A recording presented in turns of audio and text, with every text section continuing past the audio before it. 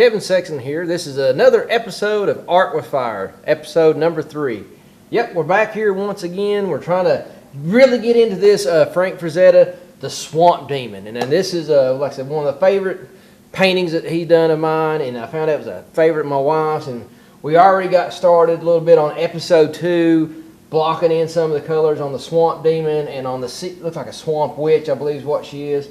And now what we're going to get ready to do, I've made some black. I got some Viridian Green, some Phthalo Blue, some Burnt Umber, and just made a big black mess. So it's not a perfect black, but we don't want slick black. On paintings like this, what makes them look the best is kind of have that dark, spooky, mystery, dirty water, muddy kind of look. I mean, it's not supposed to be pretty, and that's what makes it beautiful. So if it's pretty, then it just, I don't know. I've seen some other copies of this, and when the people try to make it just so right, they just ruin it. So, but once again, I want to say thank you for everyone for tuning in. If you have any questions that you want to ask me about painting, sculpting, or hey Kevin, would you do an episode on this? Just go to, you'll see at the bottom of the screen, www.sextoncreations.com. Go to the website and you'll see contact information. Hit that. Send me an email. I'll reply back to you, let you know what episode. I've already got it planned to do what you want me to do. And if not, I'll cover the questions also too on the next show, talk a little bit, get some feedback going on. So like I said, I'm just feeling my way. This is a brand new show. Like I said, we're going to be doing a lot of different mediums and stuff. So we're just here feeling it out. And if you got any helpful tips on something that you want or would like to see me do, I'm here, I'm game. So let's get started. Let's get some of this black. 1 second here. I got a fresh cup of coffee going. Not some of that stupid Starbucks crap. Just good old-fashioned coffee. So let's get in here. Let's lay some of these darks going in here. It's time to get things rolling. Let's see here.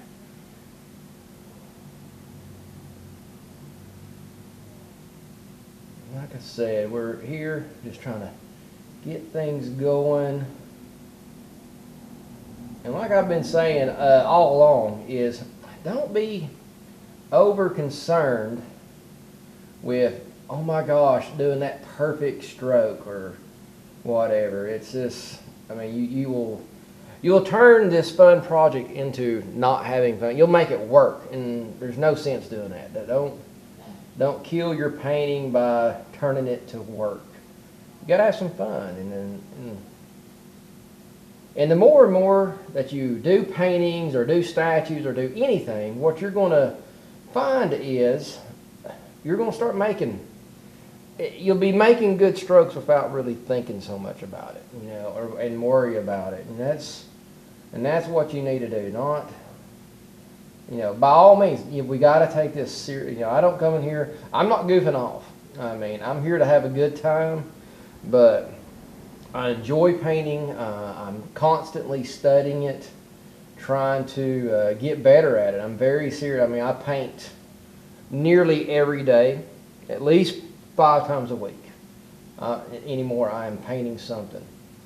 So, I don't slouch. Like I said, all I'm doing here is coming in, laying in some darks. And anywhere there's light here, that's going. The white is peeking through is where I know I'm going to be putting tree trunks and limbs and vines, and we'll use every shade of brown known to man in the paint box. So, just get in here and just start knocking it out. And like I said, if you overlap something, like I said, don't worry about it. You can come back, and when we come back in to get our browns going, guess what? We'll get in there and fix it. So don't get all uptight. Oops, I got a little paint there. It's no big deal. So get it in here. And I'm laying, like I said, this paint here, this layer's kind of thick. And the reason I'm leaving it kind of thick is if I need it to blend and put some shadows on the bark and everything, it's going to be right there where I can kind of touch into it and let it work with me on making some shadows. And today we're out here in our studio part. I thought the last couple of videos kind of looked a little dark on the lighting, so I come out here with all the different extra lights here.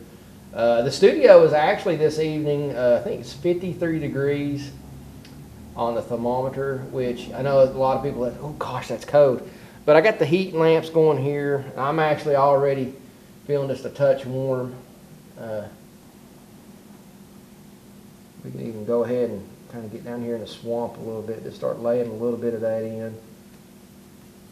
And the key to these type of paintings is you don't